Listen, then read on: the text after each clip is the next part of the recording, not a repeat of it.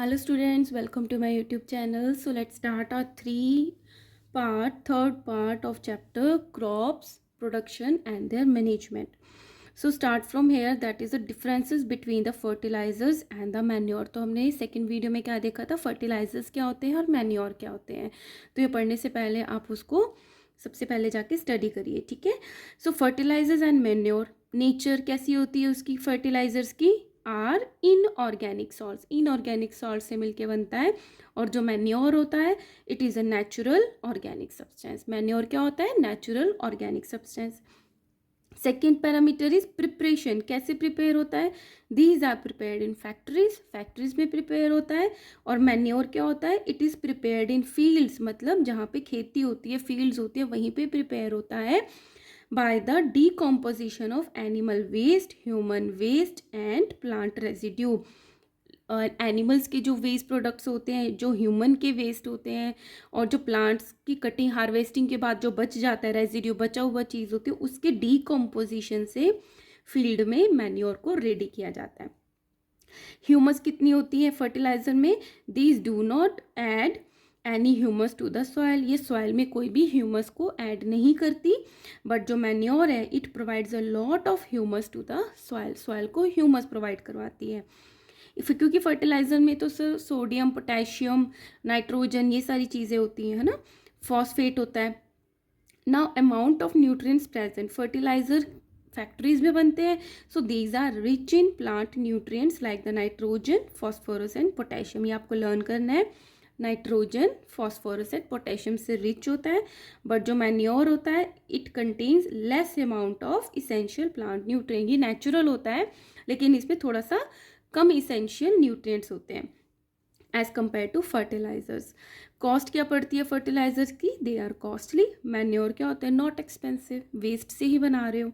Examples of fertilizers, urea and potash. Manure का example है sunn hemp और sesbania. Okay, now disadvantages of using fertilizer, fertilizer को use करने के क्या डिसएडवांटेजेस है, मतलब क्या क्या नुकसान होता है.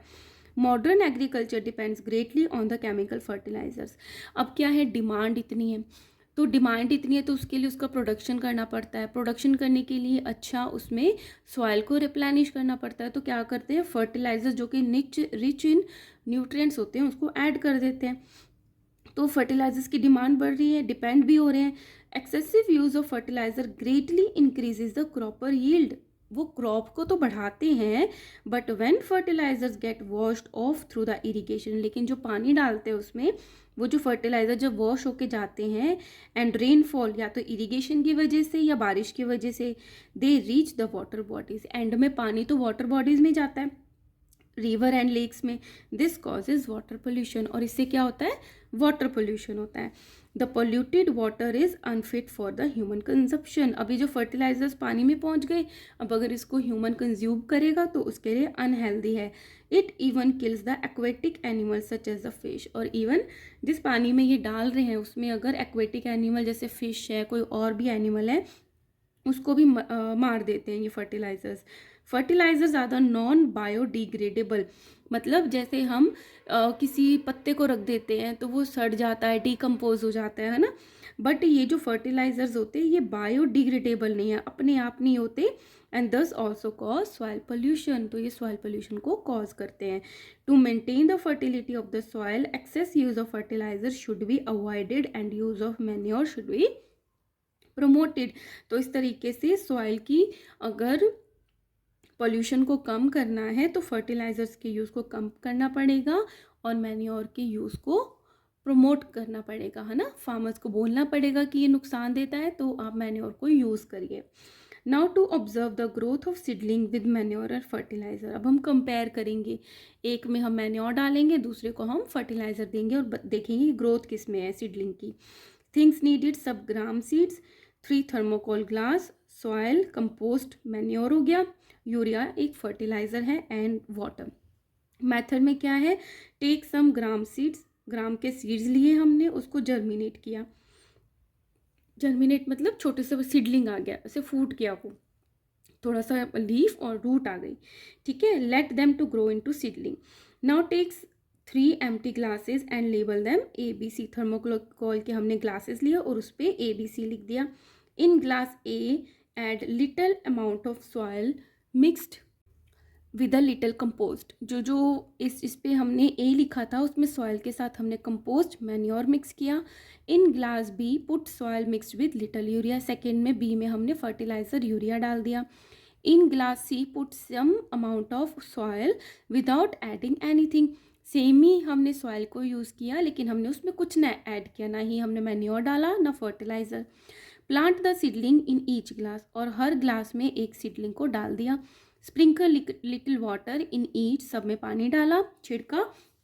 And keep them at a place where they get sufficient air and sunlight. और वहाँ पे रख दिया जहाँ पे इन तीनों को सफिशिएंट एयर और सनलाइट मिलेगी. Water them regularly and observe their growth. पानी देते रहेंगे और उनकी ग्रोथ को ऑब्जर्व करेंगे. तो क्या ऑब्जर्व हुआ? In glass A the seedling will grow well. Seedling grow तो हुई, लुक ग्रीन एंड हेल्दी, और ग्रीन और हेल्दी भी थी. बी में क्या हुआ? द सीडलिंग ग्रो फास्टर, जिसमें हमने फर्टिलाइजर डाला था, ज़्यादा जल्दी ग्रो किया, लुक ग्रीन एंड हेल्दी. सी में क्या हुआ? The seedling show very little growth and look pale yellow. और कैसा था? पेल येलो था. सो क्या डिस्कशन निकला? The seedling of class B grow the fastest because fertilisers are soluble. क्योंकि जो फर्टिलाइजर डाले थे वो घुले हुए होते हैं, घुल जाते हैं पानी में, and easily absorb by the plants. They are very rich in essential plant nutrients. The seedling of grass A grow well. Grass जो A था वो तो grow हुआ because manure is good for plant growth. क्योंकि जो manure है plant के लिए अच्छी होती है. They show comparatively less growth because manure is not directly absorbed by the plant. Manure directly absorb नहीं होता, तो इस फर्टिलाइज़र के कंपैरिजन में इसकी ग्रोथ थोड़ी सी कम हुई. The seedling in glass C show very less growth because of less availability of nutrients. उनमें कोई न्यूट्रिएंट्स ही नहीं थे तो उनकी ग्रोथ ही बहुत कम हुई, है ना. तो बड़ी सिंपल सी एक्टिविटी है. तो हमने क्या क्या कर लिया था? सबसे पहले हमने करा प्रिपरेशन ऑफ सॉइल कर लिया, selection and sowing of seed कर लिया, replenishment of nutrients in soil कर लिया. अब हम करेंगे इरिगेशन. इरिगेशन में क्या है? मतलब पानी देना. Water is one of the most vital substances that support life. ये तो हमें पता ही है. वाटर एक ऐसा वाइटल सब्सटेंस है जो कि लाइफ को सपोर्ट करता है. Plants contain nearly 90% water. पूरे प्लांट में 90% उसका वाटर ही होता है.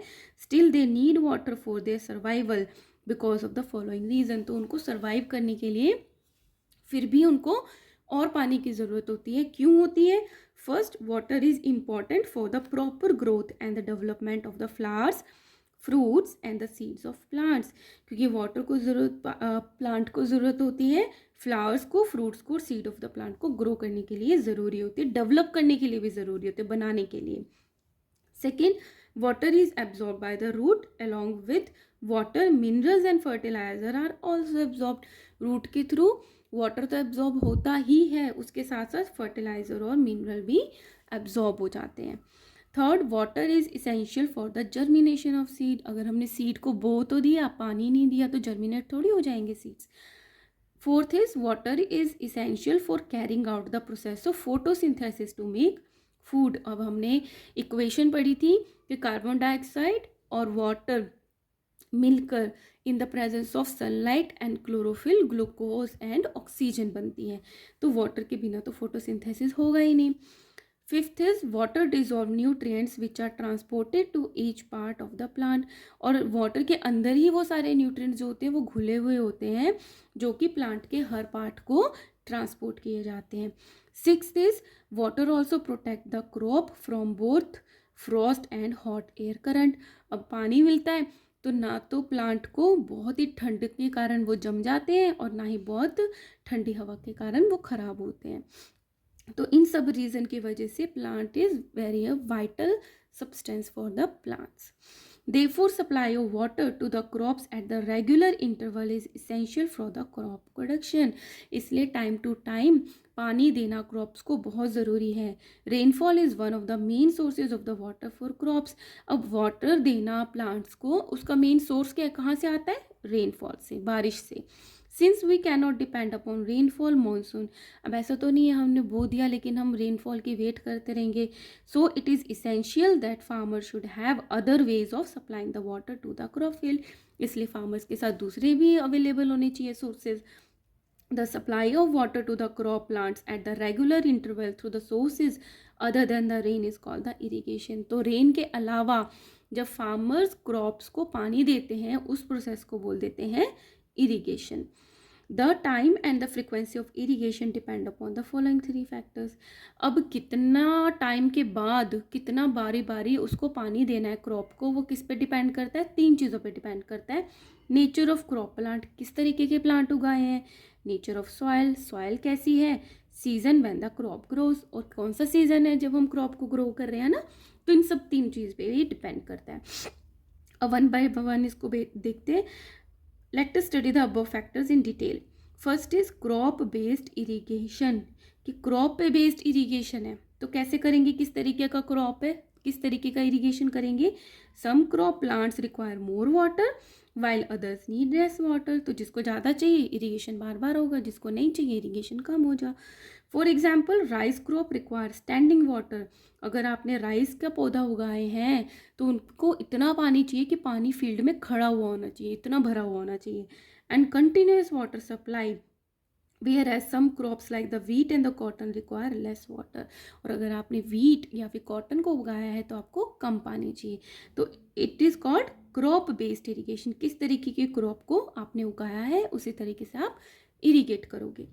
Second is soil based irrigation, soil कैसी है, the irrigation also depends upon the nature of the soil in which the crop is grown. Sandy soil, एक होती है सैंडी सॉइल जिसमें सैंड बहुत होती है, वो थोड़ी खुली खुली सी होती है, ठीक है, नीड्स फ्रीक्वेंट इरिगेशन, उसमें फ्रीक्वेंट इरिगेशन की ज़रूरत होती है। क्यों ज़रूरत होती है उसको फ्रीक्वेंट इरिगेशन की, due to its poor water retaining capacity, क्योंकि वो ज़्यादा खुली होती है, उनकी जो सॉइल के वो होते हैं पार्टिकल्स होते हैं उनके बीच में स्पेस होती है, तो क्या होता है वाटर रिटेनिंग कैपेसिटी कम होती है, उसमें से जो वाटर है वो पास आउट हो जाता है। Clayey soil needs less frequent irrigation, जो क्लेई सॉइल होती है उसको कम पानी चाहिए होता है due to its good water retaining capacity, इसमें जब पानी डालते हैं तो वो ज़्यादा टाइम तक इसमें रिटेन इकट्ठा होके रहता है। तो सैंडी में फ्रीक्वेंट इरिगेशन की ज़रूरत है क्योंकि इसमें से पानी पास आउट हो जाता है, और क्ले सॉइल की जो है उसकी रिटेनिंग कैपेसिटी ज़्यादा है तो हम उसको ज़्यादा फ्रिक्वेंटली इरिगेट नहीं करेंगे, ठीक है। So this is soil based irrigation. Now season based irrigation, कैसा सीजन है, in summers the frequency of irrigation is higher, summer में ज़्यादा पानी की ज़रूरत होती है तो ज़्यादा इरिगेशन होता है। It is due to the increase rate of evaporation of water from the soil, और पानी में से ज़्यादा जो वाटर है वो इवेपोरेट होता है, इसलिए हमें फ्रीक्वेंट इरिगेशन चाहिए होता है। सॉइल से भी इवेपोरेट होता है और लीव से भी इवेपोरेट होता है। So due to this summer season में हमें ज़्यादा इरिगेशन की ज़रूरत होती है। In next video we will study about the sources of irrigation, कि कौन से सोर्सेज होते हैं इरिगेशन के लिए, और फिर आगे हम कंटिन्यू करेंगे, ठीक है। So guys take care and keep studying, bye bye.